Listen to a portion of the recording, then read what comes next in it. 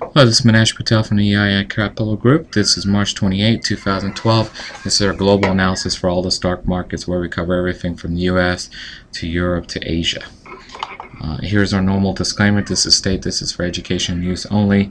All charts you're going to see are from Thinkorswim, from TD Ameritrade, TradeStation, or TC2000, or FreeStockCharts.com from Warren Brothers. Here are my contact details here, and Patel at eiicapital.com. You can find us at ichimokutrade.com too for any of our free videos, Facebook, Twitter, so forth. Okay, so let's go through, and very first thing we're going to do is we're going to look at our heat map here. Basically, green represents basically bullish sentiment, red means basically it's bearish sentiment, and what you're looking for is a 2 or 4 basically on the daily time frame, with a 2, 4, or 5 on the weekly time frame, which is pretty much our trend signals here, 2, 4, or 5 right there. Okay, and if you could look here, there's not many opportunities right now.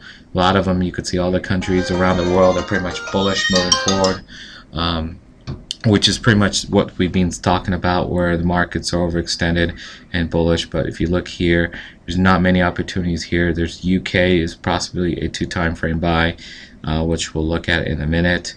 And if you scroll down, keep on scrolling down, there's not many other opportunities there at all.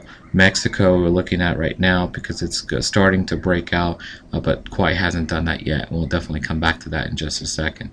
So if you start going through all the currencies right now, as we normally do, remember this is the weekly chart here. Let's go for Frankfurt. Frankfurt market right now, as you can see, is basically bullish trending. It's been going on for a long time. Major resistance level right now it's at, which you can't break, is 71.84, and it's got to break that in order to start trending. In theory, you kind of need it to pull back. As much as it could pull back, that would be best.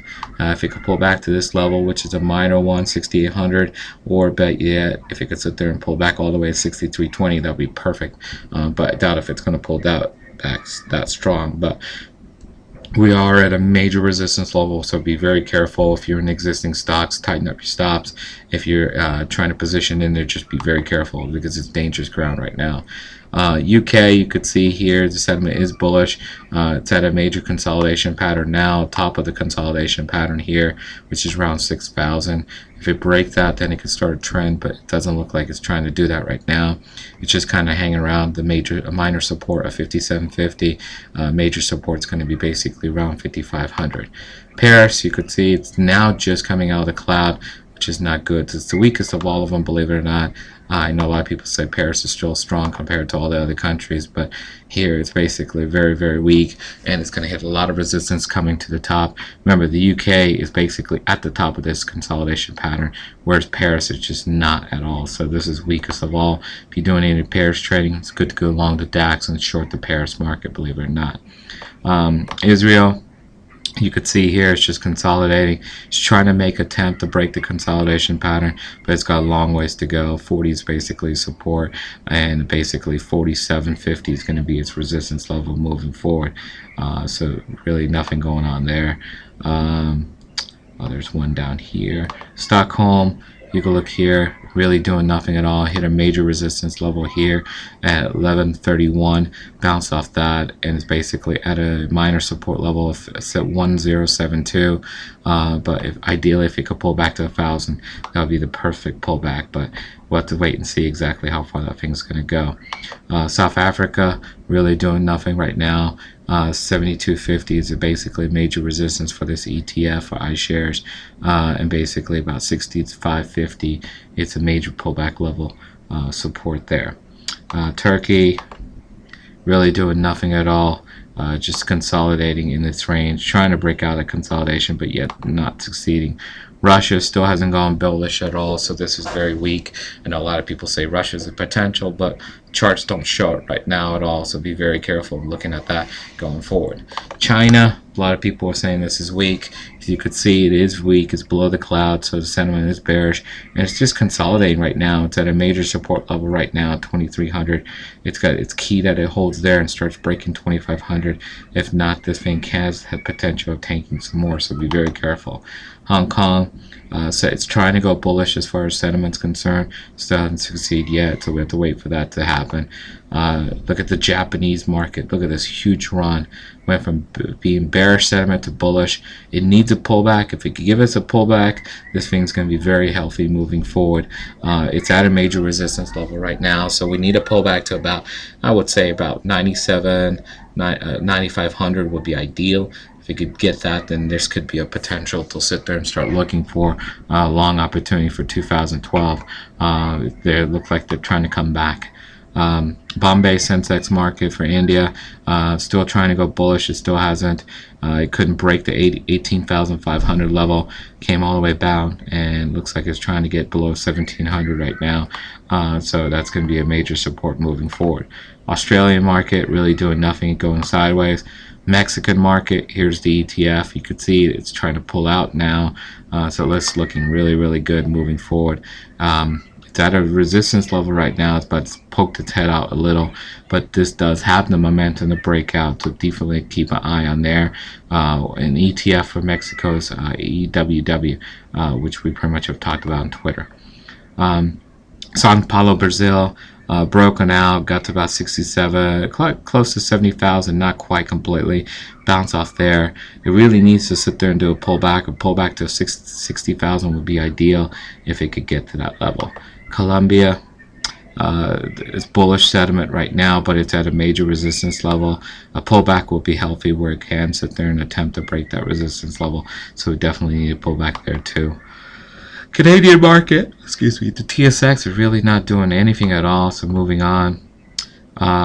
So that's that for the North America. A couple of Asian stocks I forgot to talk about. Korea is bullish sentiment, trying to pull up, but there's a lot of resistances it's going to run into. Singapore market, sentiment's now just changing bullish. It needs a pullback in order for it, and then attempt to sit there and break this 1350 level for this ETF. If it can, it doesn't have a potential going up. Malaysian market sentiment's now basically broken out to be bullish, but it does need to sit there and break 15 in order for it to start a trend to the top side.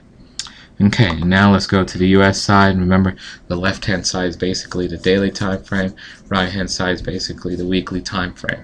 Let's start off with the NASDAQ, because technology has basically been leading everything going up, all-time high. You could see that basically weekly's overextended. This thing has gone up since basically the beginning of this year, and has been on a tear and moving up. Still very strong going up. Not even a sign of a pullback right now. A major, a minor support level is going to be basically around 2679. That's the first level this thing's got to get through. So support levels are going to be 2745 and then 2679 moving forward. Next is basically being the Dow. Dow up here, you could see like a minor double top here on the daily. Some people are thinking that could be it for it to go down, but you really can't tell. It's really got to break below 13,000 in order for us to see exactly what's going to happen. Major support level it has to break is 12,861. If it does, then maybe we could sit there and enter a pullback, but that level's key, which is 12,861. Next is going to be the ES futures here, and you could see the ES futures are still going up here. Really no signs of even a pullback at all right now. Levels here are going to be basically, we're at a minor support level right now, 1400. Next one's going to be 1379, and the major one's going to be at 1357. So those are levels moving forward. And then you got the TF.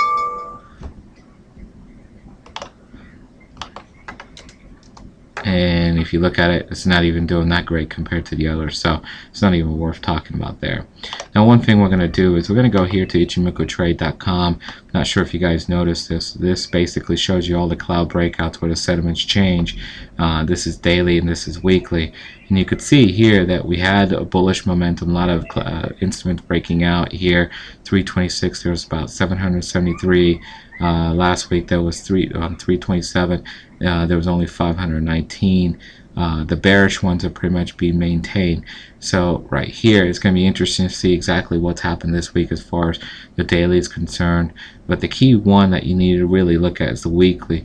You could see that right now, there's not many opportunities coming out of the cloud, bullish or bearish. Reason why a lot of things have now entered a consolidation pattern. This is why everything's now starting to go back to zero. And you could see right now the bears have led, but it doesn't really matter because the bulls have kept up to this point. So it's going to be interesting to see if these curves are going to start moving up and go forward that way, and start helping the markets to sit there and enter a pullback range. But it's going to be interesting to see what's going to happen in the next couple of weeks. That's it for this week. Hope you had if you have any questions, feel free to give us a call here. Contact us here at patella@capital.com. We'll see you next.